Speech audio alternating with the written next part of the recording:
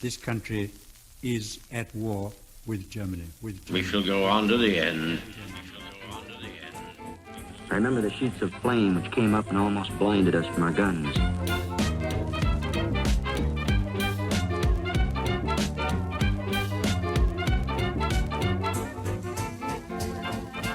Welcome to another episode of the World War II podcast. I'm Angus Wallace. In this episode, I'm joined by Ronald Drabkin to uncover the fascinating yet complex story of Frederick Rutland, a First World War hero with a unique story.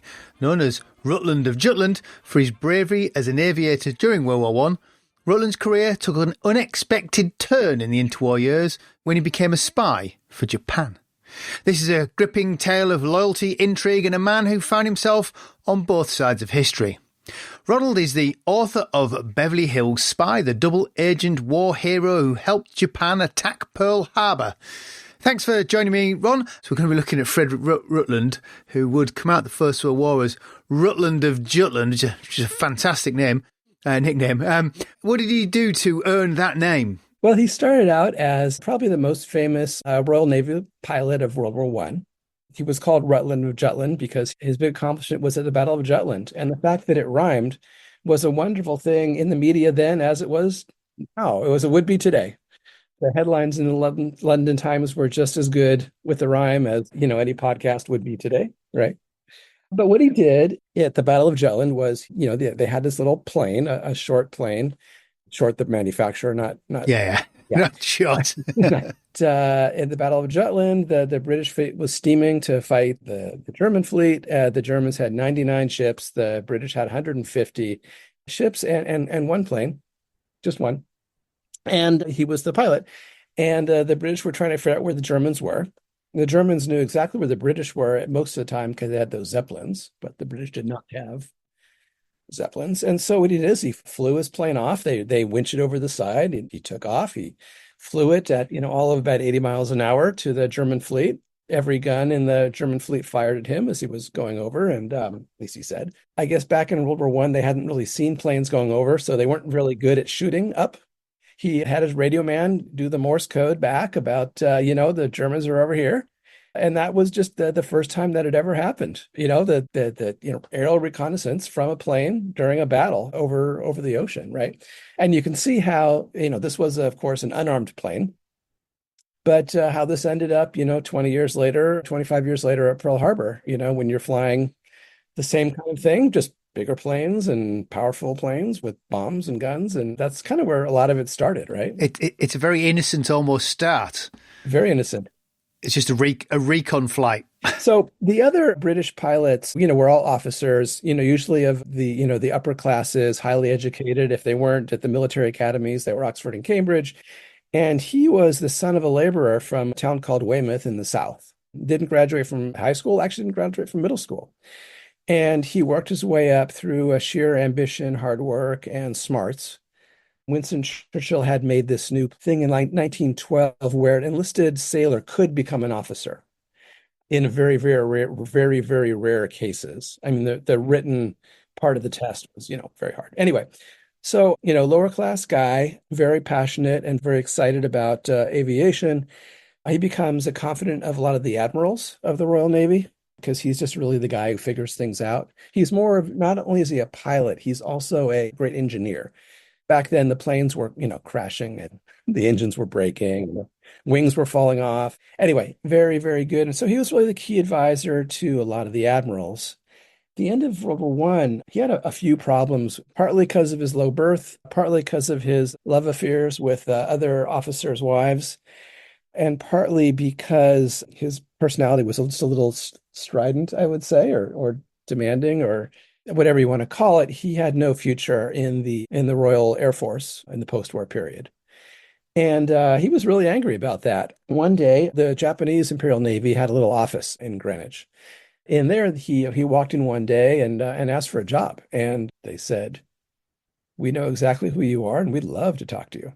Curiously, before that, the British had been using him to develop carriers. So he was seen as presumably one of the foremost British experts on naval aviation. He was the head of like one of the flight groups, figuring out landing on planes. And then he moved over to the Admiralty, where he was the bureaucrat in charge of, the new aircraft carrier construction and such. So very, very clear technical chops. So, I mean, and he had been involved because at the end of the First World War, the British do support the Japanese Navy, sending over technical experts. And he was on the group of technical experts that went to Japan as well, wasn't he? With presumably the Admiralty. He went later. So yeah, as you're right, the British and the Japanese were allies, which makes his, there's a moral gray zone here. Like, how bad is it, at least at this point, with Britain and Japan being allies? It's not great, but it's certainly not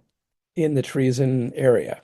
And the British had pulled back the official mission. So when he visits the Japanese, he's already on their radar as being somebody they are aware of. Yeah, he's world famous, right? If you're into carrier aviation, he's like the biggest name there, right? And he walks right into their office. I mean, as you said, this is an enormous grey area. He's still serving at this point, isn't he? Yeah, well, he puts in his, retirement request, and it's still it's pending. So yes, he's technically still serving. And what the Japanese do is they do something that's not actually all that clever, but it worked. They basically said, look, you'll be working for us, the Navy, the Imperial Japanese Navy, but your employment contract is going to be from Mitsubishi. And so we're going to tell the British that you're being employed by a private company. And so that's what happened. So he got his contract and he showed the folks, the British, the folks in charge, look, I'm working for Mitsubishi. And they were, kind of grudgingly okay with it. So what does Mitsubishi have him doing for them? What are they specifically trying to get out of him, the Japanese Navy? They had their first carrier, but it wasn't really working that well. You want to have your carriers being developed properly, i.e. equivalent to the British ones. You want to have planes that can fly off them and land on them without crashing with Japanese pilots. And to be fair, that is what the British had been struggling with, wasn't it? To get, he'd been trying to land them on HMS Furious, and they'd been struggling just to get them to land. Today landing is, I guess, the worst part of flying, the most dangerous, right? Even when you're not on a ship, right? But they had a real problem then. Then the planes were so light. It wasn't that they would come in too hot and crash because they're too fast and heavy. It was the opposite, right? They'd hit the deck and bounce over the side, and then the pilot would die. I mean, it's, a gust of wind would hit as they were trying to land, and they'd blow off the side, right? So, it was bad. The first Furious landings, Rutland benchmarked them himself. He told the Admiralty that having him land on Furious like that, the average lifespan would be 10 landings for an average flyer, assuming the weather was good. So you can see why the Japanese wanted someone who'd worked on those lines of thinking. If you can't lose that many pilots and planes. You need specialists. And presumably that's the knowledge that he brings. Yes. And you need not to be, we say in the US, cowboys, right? This has to be a documented scientific process with best practices. When you get a British national working in Japan, and presumably people were vaguely aware that he was, even though he was working with Mitsubishi, he would be working with the Navy. Did that put him on the radar of the British Secret Services? Does MI5 or MI6 pick up on that? I mean, do they suspect him? Yeah. So all the foreigners, English, Americans, French, Germans, whatever, they're all living in Yokohama in a special settlement. He's not living there. He's living down by the Japanese Navy base. And they're wondering, MI6 guys, what they're doing there. And they send one of their guys down there, MI6 does. And, oh, no, I just like it by the beach, right? A year later, the same MI6 guy, he goes to a Japanese military parade in Tokyo where they're parading their newest armaments and such. And there's the stands with the Japanese admirals and such there. And there's the chief pilot of the Japanese Navy. And there's Frederick Rutland sitting next to him in the stands. And the MI6 guy is like, okay, so what are you doing there? And he's like, well, my wife and I wanted to see the parade. And they also, yeah. So they definitely were suspicious, but they didn't understand how significant he was because he was hiding. And the Japanese were visiting his house, twice a week in plainclothes. And what they were doing is they were refitting the Akagi and the Kaga, the two lead carriers in the Pearl Harbor attack. And then he was also getting, without getting into a ton of technical details, a lot of landing. How do you set up the funnel so that the turbulence isn't impacting the landing? There's the landing gear. He introduced hydraulic landing gear, which the British had before that, which sort of helps it not bounce over the side. There's the fireproofing, the hangars. There's like a long list of the things that he brought in for these carriers. Within 2 years of him being there, it was working. Basically the Japanese planes were made by Mitsubishi and they were flying off and coming around and landing. So essentially he then returns to Britain, doesn't he, to work. Now, if we take a sort of step back, he's going to end up in the US, but I did wonder, when do the Japanese start spying on the Americans? Do they have a direction of travel even at the end of the 20s and the early 30s of where they think they might want to be? And so they're starting to target looking at American installations and naval capabilities. They certainly were not doing it very well at all, or very much. I have a bunch of friends who help me with the research. They're Japanese naval folks, today. They're, active duty guys. They're like, it's the old story of the Navy. You can get a lot of funding for anything that shoots and blows up or is made of steel. And it's really hard to get a budget for a spy. It's just not, you just don't get promoted that way, right? Well, see, it's slightly hapless, isn't there? And this is something that will probably come back again. The first agent he has no spy training. Is he the guy who crashes the car? Yes, he goes down to Little Tokyo from the port of Los Angeles in downtown. It's a good 30 miles away, and he's out with his friend, and they're drinking and enjoying like all their great stuff. And he drives back to the port, and he's drunk, and he crashes his car, and the LA police show up, and there's this dead Japanese guy with a briefcase, and they're trying to find his next of kin. He doesn't have any. And so they call the Japanese embassy, and the Japanese guys are calling him up saying, enough about his body. Can we have his briefcase back? And they're like, you don't want the body? They're like, no, we want the briefcase. So they crack open the briefcase, and they're like, holy moly, look at all this stuff he's stolen. Yeah, that set them back. Yeah. But it's an interesting testament on sort of how haphazard some of the Japanese intelligence services seem to operate, which I guess will eventually fall back on Rutland. So Rutland, by the 30s, he's back in Britain working for Scammell, which is a truck manufacturer in Britain, as a salesman. I mean, is he happy in his life? Why do the Japanese then approach him? Because do they specifically approach him to work within the US? Yes, exactly. To detour back on Scammell, they're famous, right? Or they're famous today? Not really. My father drove them during the war. Scammell recovery vehicles. Yeah. I grew up with them being pointed out to me with a very distinctive kind of copper pot on the radiator on the front of them. Okay, I only know about them from Thomas the Tank Engine, where they're the bad guys. Max and Monty, the evil truck. Which amused me because that completely missed me by. I read that and I thought, I didn't realise he was in Thomas the Tank Engine. Clearly my father didn't watch Thomas the Tank Engine and point me in that direction. But no, growing up, they're always pointed out to me when they were seen, So he had a rich brother-in-law. His wife's brother was one of the executives at Scammell. And so he got a job there, and he was, bored to death, right? It's not very rock and roll after flying planes off carriers. No, it's just, bored to death. The Japanese are, they're realizing we do need some espionage here. We don't have any. Our first attempt has killed himself drunk driving. And we really need someone who can fit in with the problem is the color line back then. A Japanese face just didn't, just drew suspicion, right? And so they come up with a clever idea. If they have a Briton there, the British colony in Hollywood is quite large back then. So, and a lot of the early actors were British, Charlie Chaplin and Boris Karloff and, Fairbanks, all those guys. They figured, he could just get in there and he'd fit in fine. No one would suspect he would be a spy. He's a very social guy. The thing that the Japanese spies couldn't do is, they could go down to the docks and hire, throw money at a washed up, drunken sailor and, say what's going on the ship. But it's not, you're not at the right level, right? You're not mixing with them. And like this guy can do it. We trust him. He knows our Navy. We've known this guy for 10 years. he's not like the best candidate. He's the only candidate. And so they ship him off to Hollywood, where he hangs out with movie stars and U.S. Navy guys and aircraft manufacturers.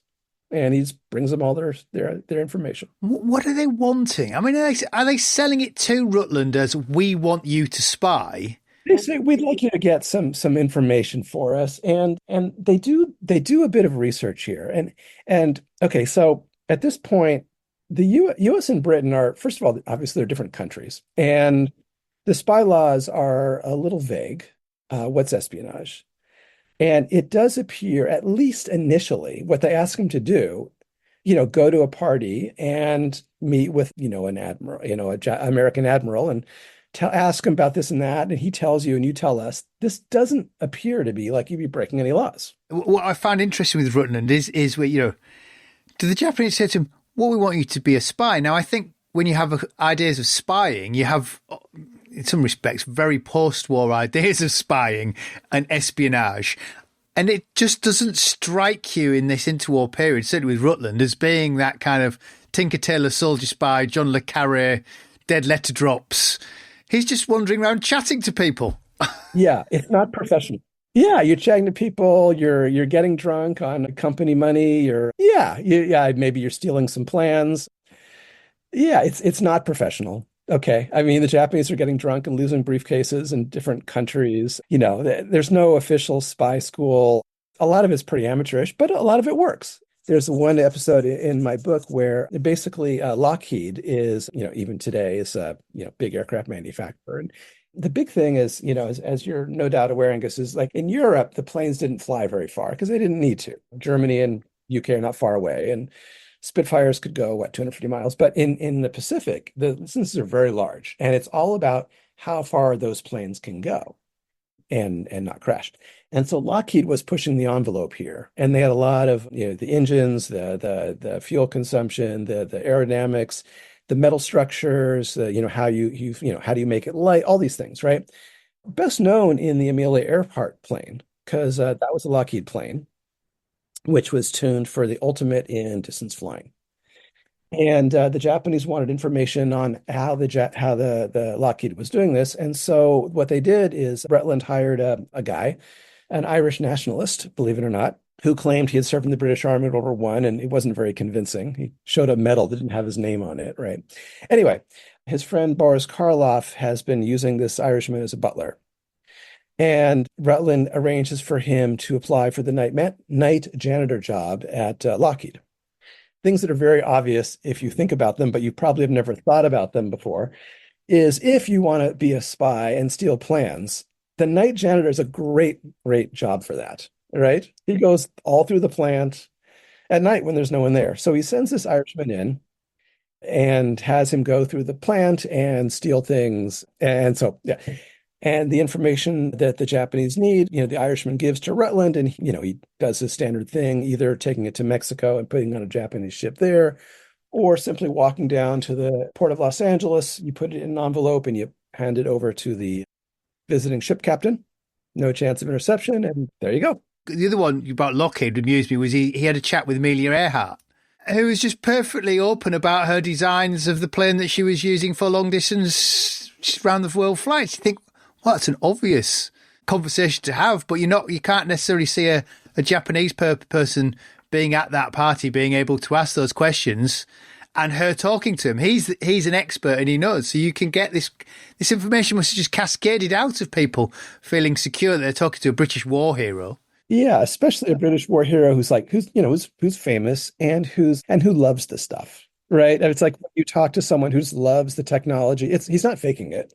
He's generally interested. Are the Japanese fundamentally funding this lavish lifestyle? Because he has a Beverly Hills mansion at the top of some exclusive hilltop, is it? I looked online. It's currently going for $14 million. Is this mansion on it? It's on a double lot overlooking Hollywood, Santa Monica, the beach. It's a beautiful, beautiful place. And he bought it with cash that the Japanese had.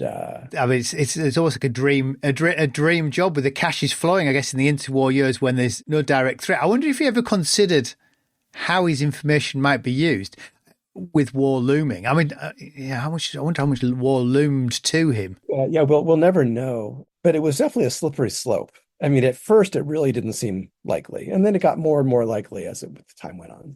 Does he come to the attention of the FBI? Does anyone actually sort of point out that some of these conversations might be slightly inappropriate? Yeah, he'd been hiding, we say hiding in plain sight. Oh yeah, I'm going to Japan. Yeah, I've got a patent over there and I've got an investment. And it just seemed, it started to look strange. And it's funny, the FBI files show they all interviewed all the British actors, right? Karloff, and there was a fellow named Alan Mowbray, who's a famous British actor of the time, who plays the biggest role.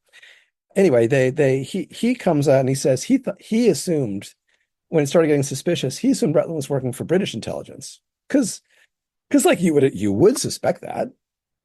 But it started getting really strange, especially when World War II erupts in Europe in 1939. And he and his daughter are gallivanting around Tokyo and southern Japan. His 19-year-old daughter, he was, showing around. And so he was staying in the Imperial Hotel, and wars erupted. And he comes back after a month. They're like, "Where were you?" It's like, "Well, I was in Japan for 2 weeks, and then I went to Hawaii for 2 weeks to show my daughter around." And it's obvious what he was doing in Hawaii. His daughter was going to the beach, and he was checking out Pearl Harbor, right? They're like, "Do you want to help British war relief?" He's like, "Oh, Britain asking their friends for money, it's humiliating. No, I don't want to do that." So anyway, the British actors finally go to the FBI and say, "Look, it sounds crazy, but we think this guy is a highly paid Japanese spy." But the FBI initially are told to drop the case by Elias Zacharias from the Office of Naval Intelligence in LA. Am I right in saying he thinks Rutland's working for him? It all gets very confusing. Who's working for who? It all makes sense if you realize that if someone will pay you, you'll tell them things, and it really doesn't matter who that person is. If you lower your morals and your ethics, Angus, to as low as you can go, it's all very clear. So yeah, the long story short, but the American naval intelligence, the FBI, are not getting along.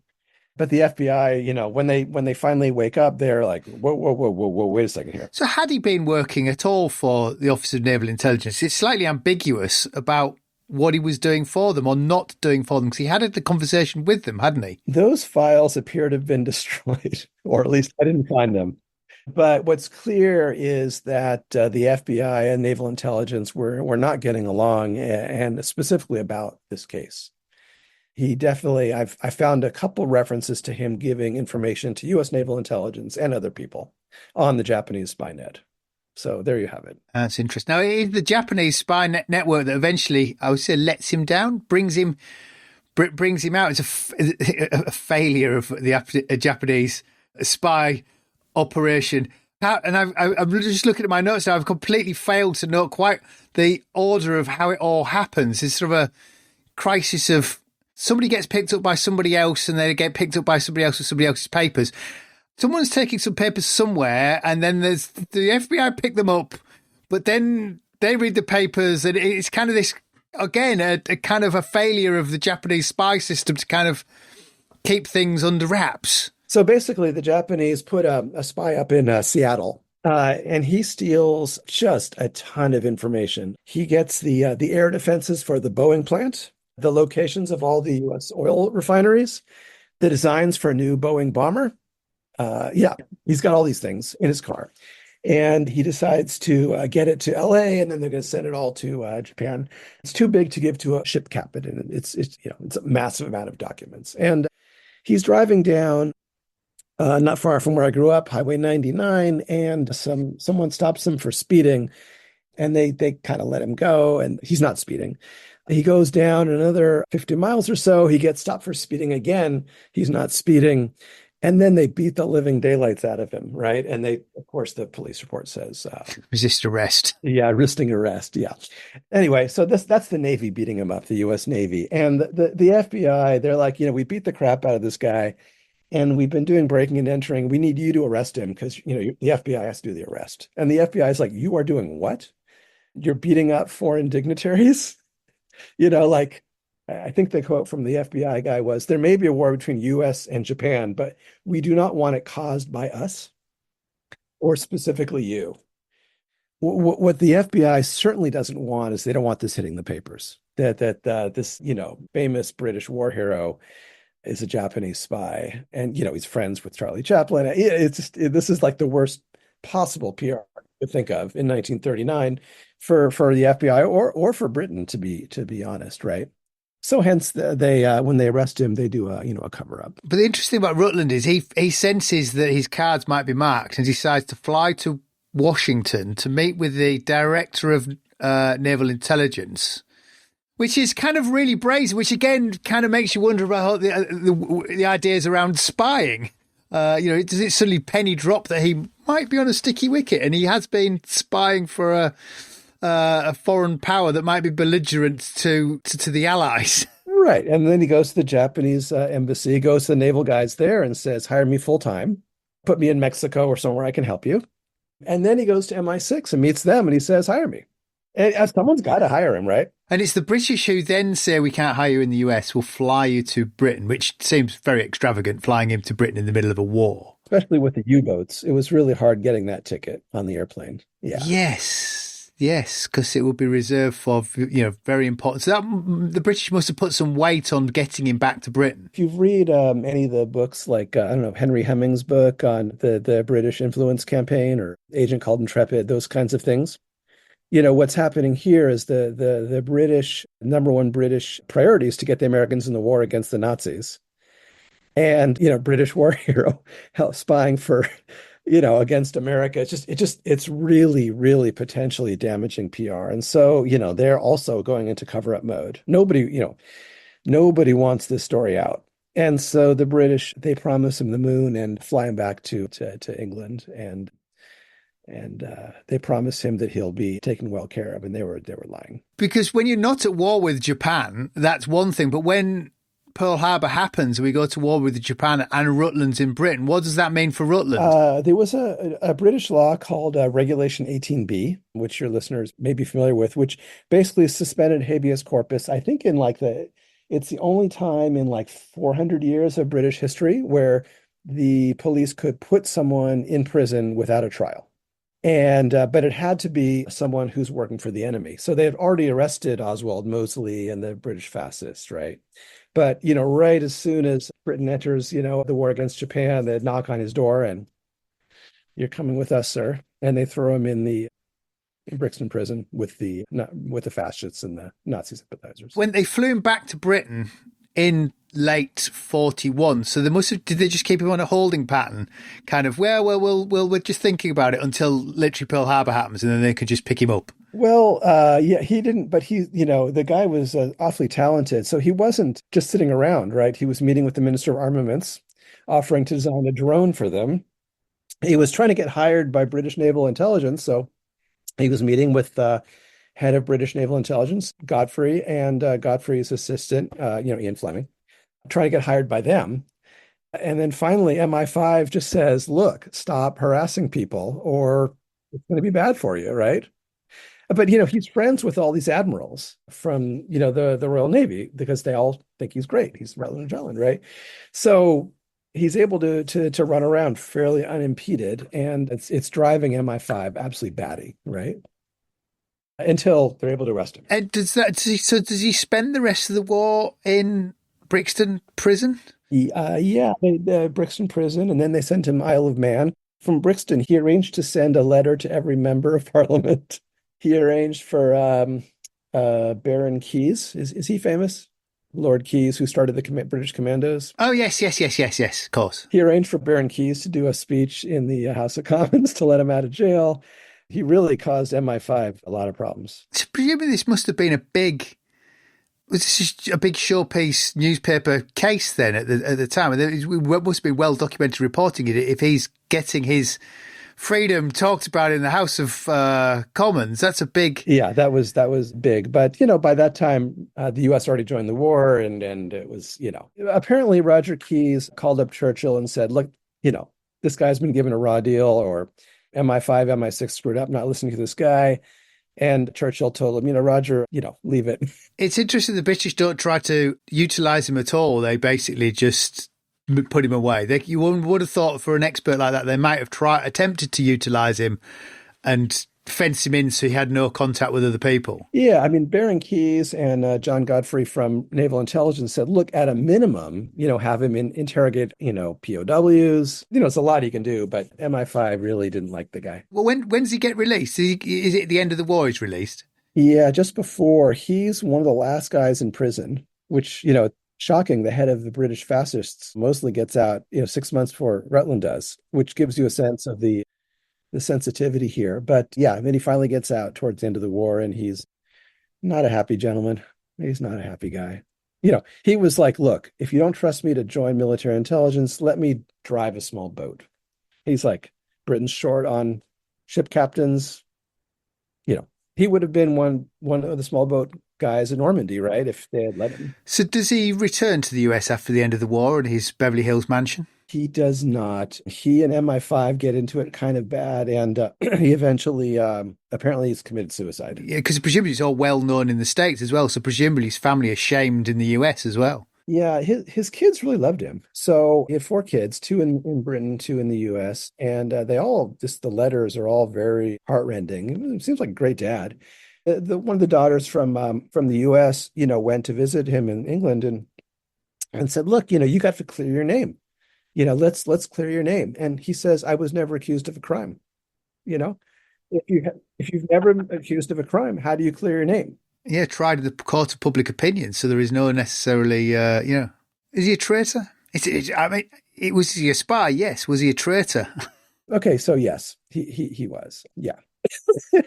But it was kind of morally ambiguous for a very long time. Yes. Yeah. And I thought as well, reading it, I did wonder if his enthusiasm for the work that he was doing was sometimes overshadowing, as in enthusiasm for the work of driving forward. Yeah. Aviation. Aviation was sort of overshadowed sometimes what he was doing because he was such a genuine enthusiast. Yeah. And if you think about it, go back to like 1939, 1940, he is an advisor to the admirals of the Japanese Navy, the US Navy, and the Royal Navy. I mean, there's no one else in the world who is advising all 3, right? He is in the middle of this, right? Having a grand old time. Yeah. And the thing he does to get drunk on is the fact that someone's willing to pay him tremendous amounts of money for this. You have to follow it all. It is a wonderful story. Folks, we're going to pause it there. We'll be back in a moment. How did you stumble across it? Because that in itself is another interesting one. I'll give you the short version. I grew up, my father was in military intelligence, chasing Soviets around Hollywood in the 1950s, I think. And I have plenty of stories about that, which are just a little strange. But in any event, after Dad passed away, and I found a lot of, like the Lockheed intelligence, counterintelligence manuals, and, all these things in my dad's locked office, I decided to look into espionage in Los Angeles. And I never did find out what Dad was doing, unfortunately, but I stumbled upon the Rutland story, and I was like, this is a great story. The FBI files, anyone can write to the FBI, give them the name of an individual and say, do you have a file on this person? And they're very friendly and very helpful. Only 2 answers they'll give you, One is, yes, here you go. And the other option is, we have nothing responsive to your request. You don't know what that means, right? That means, well, you're not getting anything from them, but that doesn't mean that a file exists or doesn't exist. Okay. And then furthermore, when they declassify something hot, they don't make an announcement. So I had requested Rutland's file to see if he had one, and they sent it, and I'm like, whoa, this maybe no one's asked this for this before. I looked online and there was nothing there, and wow, what a coincidence. And the way the FBI works is it's not always understandable, but basically if someone is still alive who's in the file, they will not declassify it. Which means there's a whole lot of World War II era stuff. It's being declassified probably every day. That's a hell of a department tracking all these people. And presumably there's MI5, MI6 files as well that probably are declassified in Britain. Yes, they are. Yeah, they are. And there's about 1,000 odd pages in Q, which are, you can see why MI5 was pissed off. I mean, they have a file this big and they never pinned any crimes on him. Oh, what is amazing as well is considering in the post-war world again, you think of espionage, we're so focused on that Cold War world. The two agencies aren't talking to one another, the international agencies. There's no communication between the US and Britain for a long time. So the British knew what he was doing and they're not communicating this to their counterparts in the US. Absolutely not. And vice versa. And it was when he got sent back to the UK, they're trying to see if the MI5 is trying to decide if they have anything on him they could arrest him for. And they didn't have anything. And they're like, what did the Americans say? And the Americans said, take this guy back. You must take him back. And we have enough information on him to shoot him. If you look at the files from Q, the British files, it says, we think they're not being entirely serious here, but we don't know. Maybe they do. So no, the British and American intelligence agencies were not talking about Japan, specifically because of this case. If you're MI6, and you start working with the FBI, well, what else are the Japanese doing? It's like, well, there's one of our famous war heroes. He's been in Los Angeles for 6 years working for the Japanese. He's done this, and this. And we haven't mentioned it till now. How do you come clean on that, right? The longer you leave it, the harder it comes to put your hand up and admit your mistake of not telling them at the start. Exactly. And, the quote is like, it's not that they weren't talking about this case with the Americans. It was MI6 wasn't talking to the Americans about Japan on any topics because of this case, because they didn't know what to say. Do the FBI take any blame when this all comes out in the papers? Do they take a hit on the reputation? They really covered this up hard. We found a couple of the files where they're saying, do not talk about this to anyone. Once World War II actually started, there was too much, the media space got too crowded out. Yeah. It was old news by that time. Yeah. It's easier to paper over it with something new and bigger and that's happening in the news cycle. When Lord Keyes was talking in the House of Commons, that hit the New York Times and the Washington Post. And people were like, whoa, what? I'm intrigued now about the Cold War Hollywood espionage scene. It all just sounds like the Man from U.N.C.L.E. All those 60s kind of really classic TV shows that you got of Man from U.N.C.L.E. and stuff like that. It all sounds like that, the Hollywood espionage scene of the 1960s. It was very glamorous. Yeah, never. He talked all about the funny stories he got in the, training classes and, like that. But never discussed the mission. Well, that would be fascinating if you ever managed to get those files declassified. Keep us posted. Ron, thanks for your time and bringing us the story of Frederick Rutland. Hello, listener. That is it for this episode. If you want to delve deeper into Rutland's story, the book is Beverly Hills Spy, the double-agent war hero who helped Japan attack Pearl Harbor. So that is all for this episode. Next time, I'm hoping we'll be in the Ardennes forest in 1944, but we'll have to see. So until then, I'm Angus Wallace, and thanks for listening.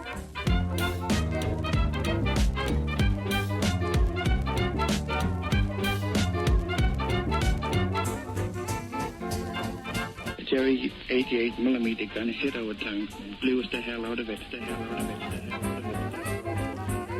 Stalingrad can never be repaired. As Allied Commander-in-Chief, I have granted a military armistice.